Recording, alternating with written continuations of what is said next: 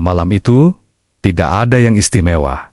Tidak ada hujan, tidak ada musik sendu, hanya layar ponsel yang menyala redup di tangan Bayu. Angkanya kecil, terlalu kecil untuk membuatnya tenang. Rp43.000. Itulah sisa uangnya untuk 12 hari ke depan. Bayu menarik napas pelan, bukan karena kaget, bukan juga karena marah. Lebih tepatnya, karena lelah. Lelah memikirkan hal yang sama setiap malam. Lelah menghitung ulang angka yang tidak pernah berubah. Lelah berpura-pura, baik-baik saja, saat dunia terus berjalan tanpa menunggunya. Di luar sana, orang-orang tetap makan enak. Tetap liburan, tetap membeli hal-hal kecil yang membuat hidup terasa ringan. Sementara Bayu menghitung apakah besok ia masih bisa makan 2 kali. Di titik seperti inilah, banyak orang merasa hidupnya gagal. Merasa tertinggal, merasa kalah sebelum benar-benar bertarung. Padahal, inilah titik yang paling jujur dalam hidup manusia. Titik ketika tidak ada topeng, tidak ada pembenaran, tidak ada ilusi, hanya realitas. Dan menurut pandangan Charlie Munger, realitas adalah tempat terbaik untuk memulai hidup yang rasional. Bayu tidak mengenal Charlie Munger secara pribadi. Ia hanya pernah mendengar namanya sepintas. Seorang investor tua, terlihat sederhana, bicara pelan tapi tajam. Namun satu gagasan dari pria itu seakan terus terngiang di kepala Bayu, bahwa hidup tidak berutang apapun kepada siapapun. Kalimat itu terdengar kejam, tapi justru disitulah kekuatannya. Karena saat kita berhenti menuntut dunia berlaku adil, kita mulai fokus pada satu-satunya hal yang bisa kita kendalikan, diri sendiri. Bayu menaruh ponselnya. Ia tidak membuka aplikasi lain, tidak mencari hiburan, tidak menenggelamkan diri dalam pelarian sesaat. Ia duduk diam, membiarkan rasa tidak nyaman itu hadir. Bukan untuk disukai, tapi untuk dipahami. Ia menyadari sesuatu malam itu, bahwa hidup dengan penghasilan sangat rendah bukanlah kutukan. Ia adalah fase yang telanjang, fase yang memaksa seseorang berpikir jernih, fase yang menyaring siapa yang mau bertumbuh dan siapa yang memilih mengeluh. Di titik terendah inilah banyak orang berhenti. Bukan karena mereka tidak mampu, tapi karena mereka terlalu sibuk marah pada keadaan. Padahal kemarahan tidak pernah menambah saldo, keluhan tidak pernah memperpanjang waktu, dan rasa iri tidak pernah memperbaiki hidup siapapun. Bayu berdiri, menuju dapur kecilnya. Ia membuka kulkas yang hampir kosong, sebungkus nasi sisa siang tadi, sedikit sayur, air putih. Sederhana, sangat sederhana. Namun anehnya, malam itu ia tidak merasa terhina, ia merasa sadar. Sadar bahwa selama ini ia terlalu sibuk bertanya, kenapa hidupku begini? Padahal, pertanyaan yang lebih kuat adalah, apa langkah paling masuk akal dari kondisi ini? Inilah perbedaan besar antara mengeluh dan menerima kenyataan. Mengeluh membuat kita berhenti, menerima kenyataan membuat kita bergerak. Charlie Munger sering menekankan satu hal penting dalam hidup, jangan mengasihani diri sendiri terlalu lama. Bukan karena empati itu buruk, tapi karena terlalu lama tenggelam dalam rasa kasihan, akan melumpuhkan kemampuan berpikir rasional. Bayu akhirnya mengambil buku tulis tipis dari tasnya. Buku murah, kertasnya agak kusam. Ia menulis pelan, tanpa kata-kata besar, tanpa kalimat motivasi. Hidupku sekarang seperti ini. Aku tidak punya banyak uang, aku tidak bisa mengubah masa lalu, tapi aku bisa memilih tindakanku hari ini. Tulisan itu tidak indah, tidak dramatis, namun jujur, dan kejujuran adalah fondasi dari semua keputusan besar. Disinilah bab kedua, kehidupan Bayu dimulai. Bukan dengan harapan palsu, bukan dengan mimpi berlebihan, tapi dengan penerimaan penuh terhadap kenyataan. Banyak orang salah paham tentang menerima keadaan. Mereka mengira itu berarti menyerah. Padahal, menerima kenyataan justru adalah langkah pertama untuk bangkit. Karena, selama kita menolak kenyataan, kita akan terus melawan bayangan. Bukan masalah yang sebenarnya. Bayu Berhenti menyalahkan gajinya, berhenti menyalahkan atasan, berhenti menyalahkan keadaan ekonomi, bukan karena semua itu tidak berpengaruh, tapi karena menyalahkan tidak pernah menghasilkan solusi. Ia mulai bertanya hal-hal yang lebih sunyi, lebih sepi, tapi lebih jujur. Kemampuan apa yang bisa aku tingkatkan tanpa uang? Kebiasaan apa yang bisa aku ubah mulai besok? Kesalahan apa yang tidak boleh kuulangi? Pertanyaan-pertanyaan ini tidak memberi jawaban instan, namun mereka membuka jalan.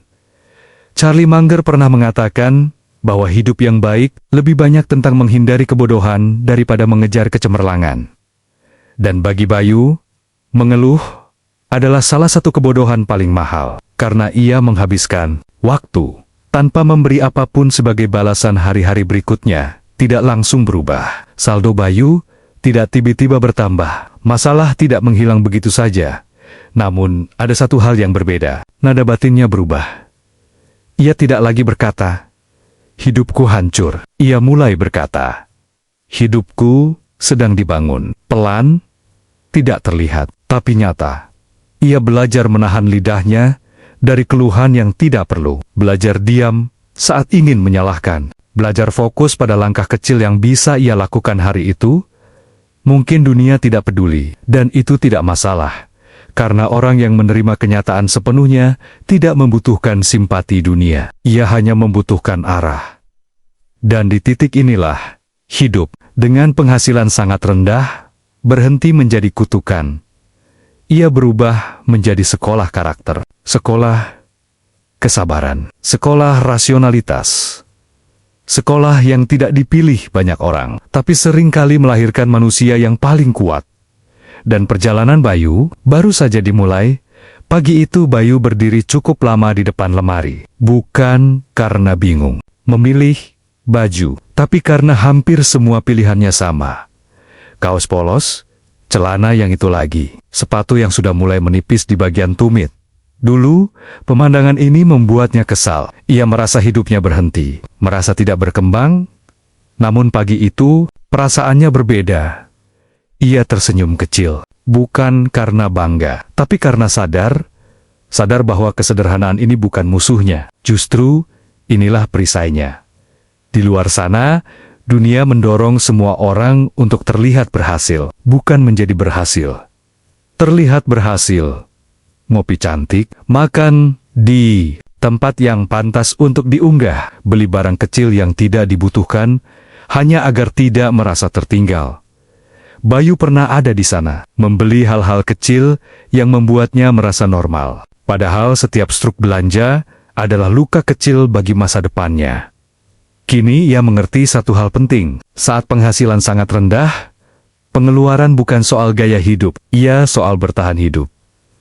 Charlie Munger pernah menjalani hidup yang sangat sederhana, bahkan ketika ia sudah kaya, bukan karena ia pelit, tapi karena ia tidak melihat alasan rasional untuk membuang sumber daya yang terbatas. Dan bagi Bayu, uang adalah sumber daya paling terbatas saat ini. Ia mulai memangkas pengeluaran bukan dengan emosi, melainkan dengan logika. Ia berhenti bertanya, "Apakah aku pantas membeli ini?" Ia mulai bertanya, "Apakah ini benar-benar membantu hidupku?" Perubahan kecil, tapi dampaknya besar. Bayu berhenti jajan impulsif, bukan karena makanan itu mahal, tapi karena kebiasaan itu mahal. Ia membawa bekal sederhana. Nasi, telur, sayur murah. Tidak ada rasa malu, yang ada justru rasa tenang. Karena untuk pertama kalinya, pengeluarannya berada di bawah kendalinya. Ia menyadari sesuatu yang jarang dibicarakan orang. Hidup hemat itu tidak menyiksa jika dilakukan dengan kesadaran. Yang menyiksa adalah hidup boros tanpa kemampuan menanggung akibatnya. Bayu mulai mencatat pengeluaran, bukan untuk menghakimi diri sendiri, tapi untuk memahami pola. Disitulah ia melihat kebenaran yang jujur. Uangnya tidak habis karena satu pengeluaran besar, tapi karena kebocoran kecil yang dibiarkan setiap hari. Kopi murah, tapi rutin. Cemilan kecil, tapi sering. Langganan yang jarang dipakai. Ia menutup satu persatu, pelan, tanpa drama. Setiap pengeluaran yang dipangkas bukan terasa seperti kehilangan, melainkan seperti mengambil kembali kendali. Dan anehnya, semakin sedikit ia mengeluarkan uang, semakin ringan pikirannya. Ia tidak lagi dikayarkan rasa bersalah, tidak lagi takut membuka aplikasi perbankan, tidak lagi cemas menjelang akhir bulan. Kesederhanaan mulai memberi ruang untuk berpikir, ruang untuk bernapas. Ruang inilah yang paling berharga. Karena saat hidup terlalu penuh dengan konsumsi, tidak ada tempat untuk refleksi, dan refleksi membawa Bayu pada bab berikutnya dalam hidupnya. Bab yang jauh lebih sunyi, namun jauh lebih menentukan. Saat uang hampir tidak ada, kebanyakan orang mencari hiburan murah, scroll tanpa tujuan, menenggelamkan diri dalam kebisingan. Bayu memilih hal yang berbeda. Ia memilih belajar, bukan karena ia yakin itu akan langsung mengubah hidupnya, tapi karena ia tahu satu hal, ia tidak punya apa-apa lagi untuk diandalkan selain pikirannya sendiri. Ia mulai mengunjungi perpustakaan kecil dekat tempat tinggalnya, tempat yang hampir tidak pernah ia perhatikan sebelumnya. Bangunannya sederhana, rak bukunya tidak mewah, udara di dalamnya agak pengap. Namun, di sanalah Bayu menemukan sesuatu yang jauh lebih bernilai daripada uang. Akses gratis ke pengetahuan. Ia membaca perlahan, tidak mengejar jumlah, tidak mengejar kesan pintar. Ia membaca untuk memahami, untuk memperbaiki cara berpikirnya. Tentang bagaimana keputusan dibuat, tentang bagaimana kesalahan terjadi, tentang bagaimana orang-orang rasional menghadapi hidup yang tidak ideal. Charlie Munger dikenal sebagai pembaca fanatik. Ia percaya bahwa kualitas hidup seseorang sangat ditentukan oleh kualitas ide yang ia izinkan masuk ke dalam kepalanya. Dan Bayu mulai merasakan kebenaran itu semakin ia belajar. Semakin ia sadar betapa banyak kesalahan yang dulu ia anggap normal. Ia dulu berpikir kerja keras saja cukup. Kini ia tahu, kerja keras tanpa arah hanyalah kelelahan. Ia dulu berpikir nasib buruk adalah musuh. Kini ia tahu, cara berpikir yang buruk jauh lebih berbahaya. Belajar tidak membuat hidup Bayu langsung mudah, tapi membuatnya lebih jelas. Ia mulai memahami mengapa beberapa orang selalu terjebak di lingkaran yang sama, dan mengapa sebagian kecil orang perlahan keluar dari sana. Perbedaannya bukan keberuntungan, melainkan cara berpikir. Malam hari, saat orang lain mencari pelarian, Bayu duduk dengan buku murah dan catatan kecil. Ia tidak membaca untuk mengesankan siapapun. Tidak ada yang melihat, tidak ada yang memuji, dan justru disitulah nilainya. Karena pembelajaran terbaik terjadi saat tidak ada penonton. Ia mulai merasakan perubahan halus. Cara ia memandang masalah berubah, cara ia menilai risiko berubah. Cara ia bereaksi terhadap kesulitan berubah. Masalah tetap ada, uang tetap terbatas. Namun, Bayu tidak lagi merasa kecil. Ia tahu bahwa saat ini ia sedang menabung sesuatu yang tidak terlihat. Mental model, cara berpikir, disiplin intelektual. Hal-hal yang tidak bisa dirampas oleh keadaan. Ia mungkin belum punya uang, namun ia mulai memiliki fondasi. Dan fondasi inilah yang suatu hari akan menopang segalanya. Bayu menutup bukunya malam itu. Lampu kamar dimatikan. Suasana hening. Ia belum tahu kapan hidupnya akan berubah. Ia tidak punya target muluk. Tidak ada janji palsu pada diri sendiri. Namun, ada satu keyakinan yang tumbuh. Perlahan, tenang, kokoh. Bahwa orang yang mau hidup sederhana dan terus memperbaiki pikirannya hampir tidak mungkin gagal selamanya. Perjalanan masih panjang, langkahnya masih kecil. Namun arah Bayu sudah benar. Dan untuk pertama kalinya dalam waktu yang lama, ia tertidur tanpa rasa takut pada hari esok. Ada satu fase dalam hidup Bayu, di mana godaan datang bukan dalam bentuk kemewahan, melainkan jalan pintas. Bukan tawaran besar, bukan kesempatan luar biasa. Hanya janji kecil yang terdengar masuk akal. Cuma sekali, semua orang juga melakukan ini. Lumayan buat nutup kebutuhan, kalimat-kalimat itu muncul tepat saat hidupnya paling rapuh. Di kondisi keuangan yang sempit, kesalahan kecil terasa seperti solusi. Padahal seringkali, itulah awal dari masalah yang jauh lebih besar. Bayu pernah hampir tergelincir. Seorang kenalan lama menghubunginya. Nada suaranya ramah. Terlalu ramah. Ada peluang. Tidak butuh modal besar. Tidak perlu keahlian khusus. Keuntungannya cepat. Bayu tidak bodoh. Ia tahu ada sesuatu yang tidak sepenuhnya jelas. Namun rasa lelah membuat logika mudah dinegosiasikan. Ia hampir berkata, "Iya, hampir." Namun malam itu, Bayu teringat satu prinsip yang sering diulang oleh Charlie Munger, bahwa hidup tidak perlu dipenuhi keputusan cerdas. Cukup hindari keputusan bodoh. Kesalahan besar jarang datang dengan wajah menyeramkan. Ia datang dengan wajah yang familiar, dengan suara yang meyakinkan, dengan janji bahwa kali ini akan berbeda. Bayu tidak langsung menolak, ia hanya meminta waktu. Dan waktu memberi ruang bagi pikiran rasional untuk kembali mengambil alih. Ia bertanya pada dirinya sendiri dengan jujur, jika ini benar-benar masuk akal, mengapa orang ini begitu terburu-buru? Jika ini aman, mengapa penjelasannya penuh kabut? Jika aku salah langkah, siapa yang menanggung akibatnya? Jawabannya jelas, dirinya sendiri. Bayu mengirim pesan singkat, nada sopan, tidak menghakimi, hanya menolak. Setelah itu tidak ada drama, namun ada kelegaan. Karena ia tahu, ia baru saja menghindari satu kesalahan yang bisa menghancurkan bertahan-tahan perjuangan di fase hidup seperti ini. Menghindari kesalahan bodoh lebih penting daripada mencari keberuntungan. Bayu mulai membangun prinsip sederhana. Jika ia tidak benar-benar paham, ia tidak ikut. Jika ia tidak sanggup menanggung risikonya, ia mundur. Jika sesuatu terdengar terlalu mudah, biasanya memang begitu. Ia juga berhenti berutang untuk hal-hal yang tidak menambah nilai hidupnya. Tidak ada cicilan gaya hidup, tidak ada pembelian demi gengsi, tidak ada pengorbanan masa depan demi kenyamanan sesaat. Bukan karena ia takut, tapi karena ia belajar menghormati konsekuensi. Setiap keputusan, sekecil apapun, adalah suara yang menentukan arah hidup. Dan Bayu memilih suara yang tenang, bukan yang tergesa-gesa. Waktu berlalu. Tidak ada lompatan besar, tidak ada perubahan dramatis. Namun, hidup Bayu menjadi lebih stabil, lebih bersih dari kekacauan yang tidak perlu. Kesederhanaan keputusannya, menjaga jalannya tetap lurus. Dan di tengah hidup yang masih sederhana itu, Bayu mulai membangun sesuatu yang lain. Sesuatu yang tidak terlihat, namun nilainya jauh melampaui uang, reputasi.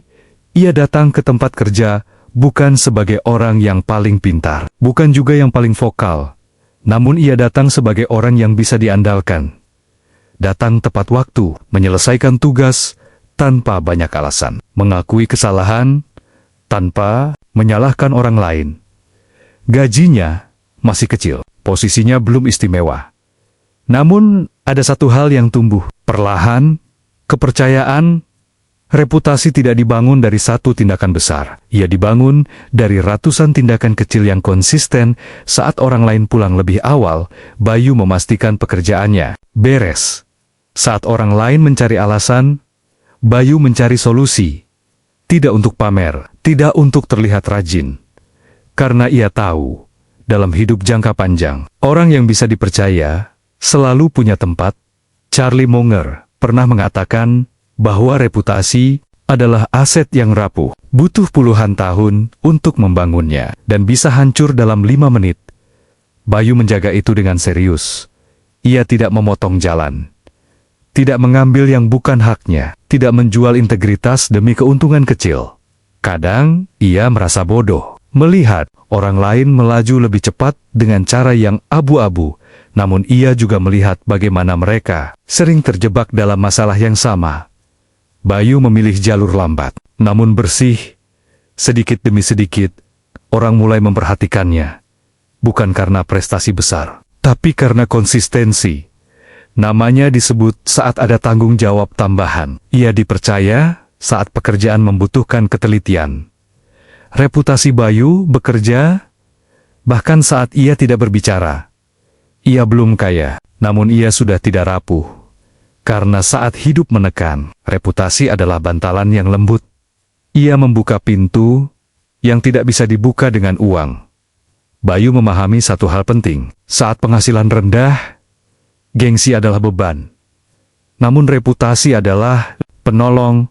Ia tidak lagi sibuk terlihat sukses. Ia sibuk menjadi layak dipercaya. Dan dalam diam itu, ia membangun fondasi yang jauh lebih kuat daripada sekadar angka di rekening. Hidupnya masih sederhana, masalah belum sepenuhnya pergi. Namun Bayu tidur dengan tenang, karena ia tahu, ia tidak sedang merusak masa depannya dengan keputusan bodoh. Dan ia tidak sedang membangun hidup di atas kebohongan kecil yang suatu hari akan runtuh. Ia mungkin berjalan pelan, namun setiap langkahnya berada di tanah yang kokoh. Dan itu, dalam jangka panjang hampir selalu cukup. Waktu adalah ujian yang paling sunyi. Tidak berisik, tidak dramatis, namun paling menentukan. Hari-hari Bayu berlalu tanpa perubahan besar. Pagi, bekerja, siang bertahan, malam belajar dan berpikir. Tidak ada tepuk tangan, tidak ada tanda bahwa ia berada di jalur yang benar.